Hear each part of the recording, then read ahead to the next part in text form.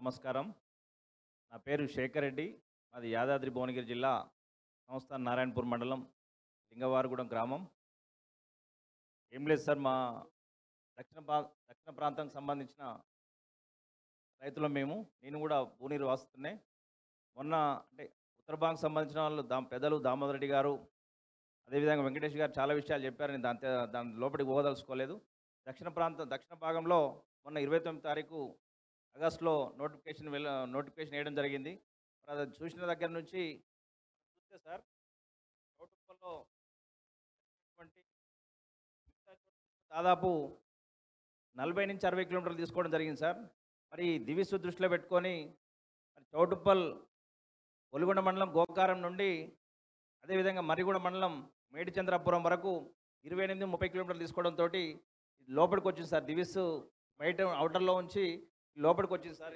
లోపలికి రావడంతో దాదాపు చౌటుప్పల్, ఇంతకుముందు దామోదరెడ్డి అని చెప్పినట్టు, చౌటుప్పల్ మున్సిపాలిటీ రోడ్డు భాగాలు విడిపోతుంది, ప్లాట్లు పోతున్నాయి, ఇండ్లు పోతున్నాయి. అదేవిధంగా ఈ ఈ ప్రభావం వలన దివిసు బయట వేసి లోపలికి తీసుకోవడం వలన నారాయణపూర్ మండలం కూడా చాలామంది పేద రైతులు, ఎకరం 2 ఎకరాల రైతులు చాలా భూములు పోతూ ఉన్నాయి. దాదాపు మాజీ ఎమ్మెల్యే గారు, ఎమ్మెల్సీ గారు ఇద్దరు నారాయణపూర్కి సంబంధించిన వాళ్ళే కాబట్టి వాళ్ళకు పూర్తి అవగాహన ఉన్న మన నారాయణపూర్ మండలం సార్. నారాయణపూర్ మండలం విషయం కాడికి వస్తే చాలా ఎడారి ప్రాంతం సార్. మెట్ట పంటలు వేసుకొని రైతులు దాదాపు కూలి చేసుకొని తాత ముత్తాతల నుంచి వస్తున్నటువంటి భూముల్ని కాపాడుకున్నటువంటి పరిస్థితి.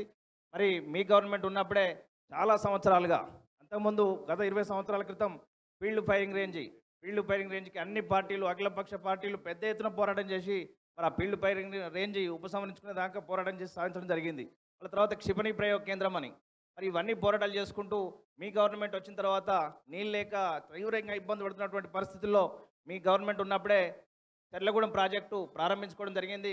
రైతులు ఇప్పుడిప్పుడే పత్తి సాగు చేసుకుంటూ ఎంతో అంతో ఆర్థికంగా బలపడుతున్నటువంటి పరిస్థితుల్లో నీళ్ళు వస్తాయి అనే ఆ సంతోషం పడుతున్నటువంటి సందర్భంలో ఈ త్రిబులారు మరి మీరు ఉత్తర భాగం ఇచ్చినప్పుడే దక్షిణ భాగం కూడా అలైన్మెంట్ వచ్చింది సార్. అది ప్రభుత్వ భూములకు వెళ్ళి పోతూ ఉండే అలైన్మెంటు.